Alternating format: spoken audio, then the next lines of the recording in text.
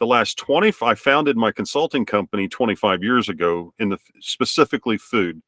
And so we do a little bit. I mean, my clients do a little bit online. I help them hire agencies, and we do a little bit online, but my strength is understanding channels. So brick and mortar channels, and bringing oftentimes products that are successful online, bringing them to retail stores and growing from there. But a lot of my clients and a lot of friends, just a lot of people I know in the business, don't don't really understand or don't think they understand online. And so I wanted to ask some questions about, you know, customer acquisition cost. Can What are your thoughts about a CPG company working online? Those sorts of things. And I can jump into that, but that was what I was thinking might be helpful, because a lot of these items are under a dollar. I mean, some of the items are under a dollar. Others are just a few dollars. It's not like we're selling, a piece of software or a subscription. We hope people rebuy our food product, and that's really important. But it's not set up that way in a retail environment.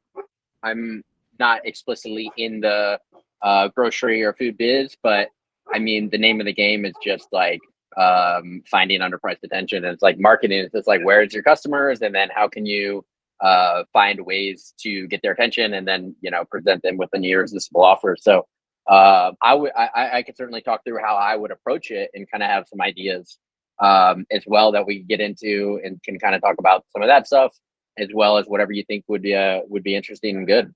Your listener is primarily like a entrepreneur who has their own food brand that's currently being sold in retail, brick and mortar, and they're interested in how they can maybe take that brand and or a different brand and launch it online direct to consumer. Yeah, they're looking for growth and how to grow their business, and they're asking themselves, the part of our business that we could do direct to consumer, is there a way to do that? And can they do that as a consumer good, a consumer good products company? Most of them are spending a lot of money, and they're not profitable with their activities. And so they're doing things online. They play around a little bit. They're going to Amazon, or they're trying to do it off their own website. Shopify. So a lot of the smaller ones are starting with Shopify, and they're finding they can't get interest, and they can't get people to buy product. And Americans don't buy food online. If you look at the food sales, the largest, the most amount of the biggest penetration for food sales would be South Korea, with about 15% of their food is sold online. But it's not anything like that here in the U.S. There's lots of reasons for that, but Mm, in the U.S. That's the way the market is. But it's growing. I mean, we're right. seeing doubling, but you're still talking about doubling single percentage points of the market. Hypothesis is that number is only going to go up, right? Oh yeah, yeah. It's going to go up, um, but generally, it's much slower than a lot of people think. And everyone's thinking, oh, it's all going to go online because of the pandemic, the forced lockdown. But it's not. It's going way back to where it was as far as online shopping behavior for food products. Uh, People are used to going and picking up what they're going to make for dinner, or going to the grocery store, having that as part of their work. It is changing though, and the food brands do need to be aware of it, and they need to think about how can they be successful there in the future, and what should they be doing. I think with all this stuff, it's like constantly setting up these small bets to say like, all right, here's what we think, and here's the smallest amount of like test and budget, very clear, like what is a success, what is not. And by the way, usually with all this stuff, like when it's working, you know that it's working. You don't have to be like, oh well, maybe this and that. It's like, no, no, no. It's gonna be working so well that like it's gonna be obvious. And but it's easy. I mean, the hard part is you could do anything, right? Your client's like, oh, maybe we should set up a Shopify store. Maybe we should run ads. Maybe we should do this influencer stuff. And I always go back to, it's like you could do anything, but you can't do everything.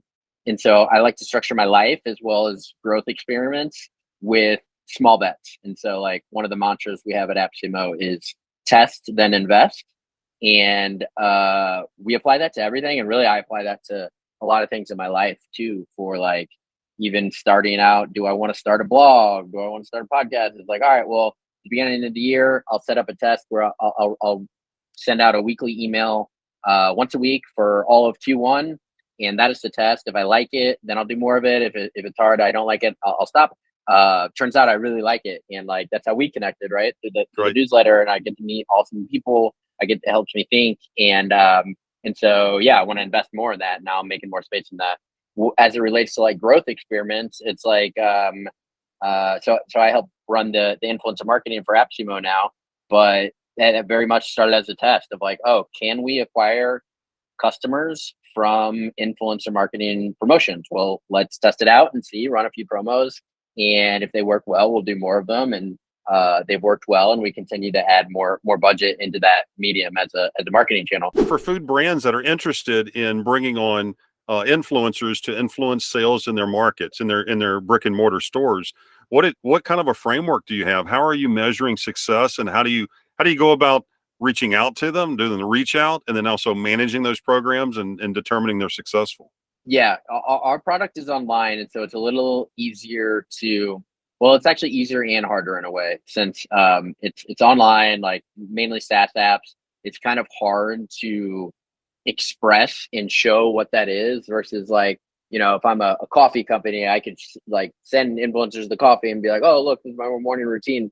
It's a little harder to show software, but also it's a lot less expensive to get our product in the hands of influencers. So it goes both ways. But in general, what I would do is I would go back to the small bet. So like I first would have a small bet to say we're going to do this influencer thing, right? And I would start very micro, doing the things that don't scale, and I would start local. Where okay, say I'm in Columbia now, but I live in Austin. My address is in Austin. Say you want to go after local healthy organizations, influencers in Austin that would maybe like your product. If it's already in Whole Foods, we'll say one of these products that's a dollar sort of consumable product in Whole Foods. Then I would start to partner with different local Austin events. I would see who's doing people are really big into ice baths or into like workout events or into there's events at Zilker Park. There's podcast events. There's like all these different sort of niches. And so I would start to connect with the people who are organizing them, and with no expectation, just being like, hey, saw you run this cool event, or saw you have this cool Instagram. And then basically offer to give them your product for free with zero obligation. I think local is easier because you could offer to even drop it off and support their event.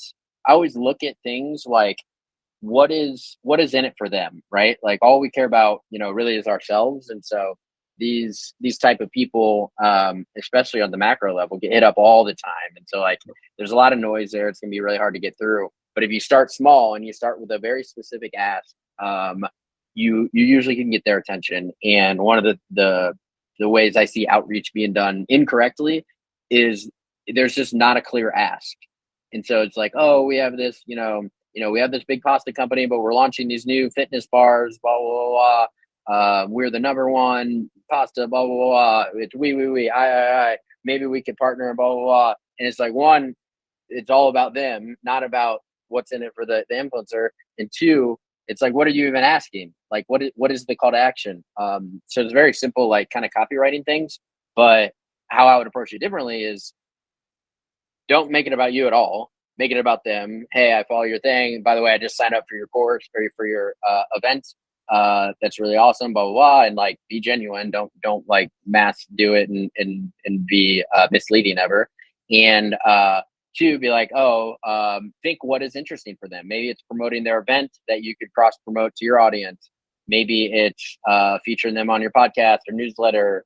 Maybe it is giving them free products for their upcoming event that they have, and they're needing to feed people anyway. So like, really think about what is in it for them, and like structure it where it's like a hell yes for them, right? And so if they say yes, and then you hook them up, and it's a good sort of promo, and then like you don't really need the first one to be like, oh my gosh, this ROI completely. Matter of fact, I wouldn't really worry too much at all about ROI in the first one. I would just get in the game and then start to establish these relationships. After you have like an awesome relationship with that person, you could say, hey, by the way, I'm trying to do more of these. Is there anybody else you know in this like health wellness space you could introduce me to, or other events I could sponsor, or more of your events? And then all of a sudden, you go to the next person and be like, yeah, we work with influencers such as X, Y, and Z, Joe Schmo, and we sponsor different events and we could cross promo. And then all of a sudden, it's like, oh, you're already doing this stuff. Yeah, they want to work with you because like you're in the game. And so, to summarize, I would start small, start macro, set up a small test, maybe outreach 10 to 100 people in your local city. Do the research because it's definitely not a quantity game at first. I would go quality and quantity eventually, but really quality first, and give them a compelling offer with a one sentence reply yes if you're interested in free product. And so all they have to do is say yes. Make it very, very, very easy for them. Thank you so much. I'm just everything you shared is just it's brand new to me. The way you described it and the opportunity, it sounds really awesome. It sounds something that brands can use, and I think it's fantastic.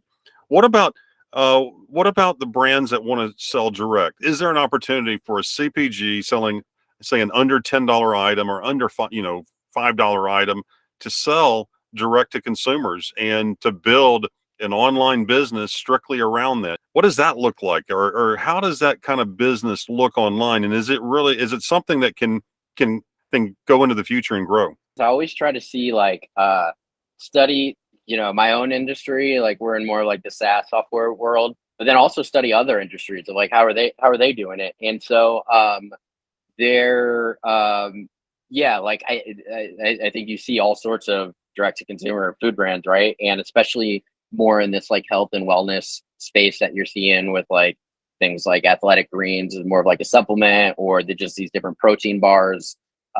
Kettle and Fire has like the bone broth stuff. And I mean, I know with them and a lot of these, they start very small, as with all big things, with what are the unit economics for us to acquire a customer online, albeit Google, PPC, or Facebook ads, drive them to a landing page, convert, get their email, or give them like an irresistible offer to try a sample pack. I think that has worked for a long time, and I think it can work today. I think it's increasingly difficult to do it today now that there are rising ad costs, and less attributions after the iOS, I think it was 14.5 update, that makes it a lot harder to track where people are online and target their interests. So I think it definitely can be done, but it's a little more challenging these days, which is why I think what is underpriced right now, and really all that marketing in it is finding the underpriced attention. And so back in the day, like Facebook pages were really big and very underpriced. Then Facebook ads, and then some stuff on podcast. And like I still think that right now, as we've seen media evolve with what used to be radio, then it was TV, then it was cell phone, and you could target these people. It used to be only a few media outlets held all the attention, right? And you tune in, and that's where the people go. But now increasingly, there are these micro influencers, and there are these people online that have a blog or a newsletter, and they have attention. And so that opens the playing field to say, okay, well, the traditional route is very, very competitive and crowded and expensive. But what if we find just really awesome people to partner with who love our product and can promote it to their audience? And that's why I'm very bullish on like the YouTube space. And we've done a lot really too on TikTok, where it's a little bit harder to convert, but you could get a ton of impressions and eyeballs, and you could also convert that user generated content, UGC, into an ad. If you just are constantly having a system to get your product, your physical food product, into people's hands and letting them be creative and make cool stuff with it, and then establish a relationship with them, and then convert their highly like popular content into a paid ad. That formula has seen a lot of success recently. For food brands that are thinking, wow, I want to do this. This is great. This is so, and also at the same time, they have no experience, no idea. They don't have the skills to do this in-house. How would you recommend a food brand go about hiring an agency interviewing an agency and not just being bowled over by their by their use and wordsmithing and talking about the fact that they can do this well. How do we justify who we hire and understand who the best person to select for a project for us online if we're a food brand and we have no experience there? That's a very hard question. I wish I had an easy answer, because it's like, if you just look at the incentives of the agency model, like, they're not aligned. And like, having started and ran an agency for a while, it was it always bothered me that the incentives weren't aligned, right? Because the agency wants to spend a bunch of your money for over a long period of time. You want to spend not all your money over a short period of time. And so the more that you could structure it, less upfront commitment and more pay per performance, I think the better. And so a lot of these will be like, oh, well, we need to get set up and we need to like upfront commitment, which is fair. Like they need to do that stuff too. They have to make sure that it's going to be a good fit, and you both are kind of, testing, each other as well as the market for your product market fit.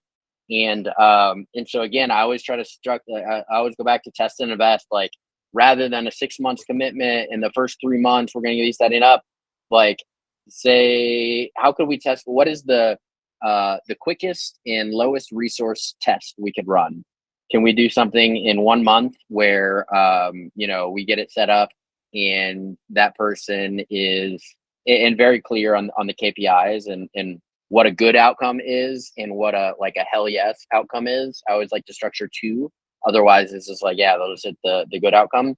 And given that it's hard and it's probably not going to work, I would structure it with obviously asking about their case studies and asking them what success is. But what I like to do, honestly, Tim, is like, for any of this stuff, like, go to the people who are doing it well and say, maybe Kettle and Fire is too big now. They also just sold. But somebody who is recently getting into the game, and say you're that pasta company or that keto bar company, and you're like, yeah, I kind of want to be like them. They seem to be doing it right. Just hit them up. And we've done this with AppSumo too, of just like, if there's somebody who's done what we're trying to do, you could hit them up and hire them as a consultant for your business. One.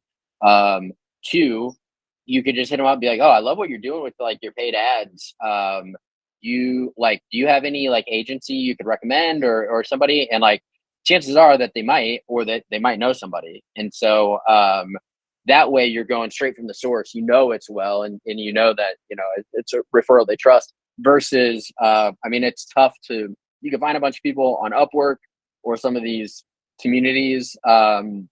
We actually have a lot of agency owners on that are AppSumo customers. And so, different communities of people will have different types of like niches that they're good at. But I always like to see like, all right, who's doing it well? And like, how can we just go straight to the source and like get that referral?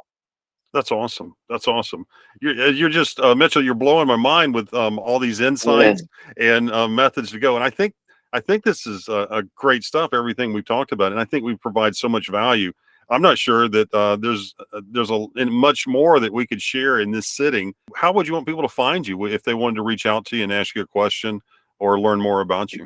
You could follow me on Twitter at Mitchell Landon, or join the newsletter. Yeah, the newsletter is something I have done for about a year now, and it's like spent a lot of time thinking about ideas, but writing is like one of the things I'm most passionate about. So actually trying to make more room for that in my life. But like you said, it's like, when I started, it's like, I don't want to subscribe or ask people to subscribe to another newsletter. So the whole concept is get smarter once a week with the 3-minute email.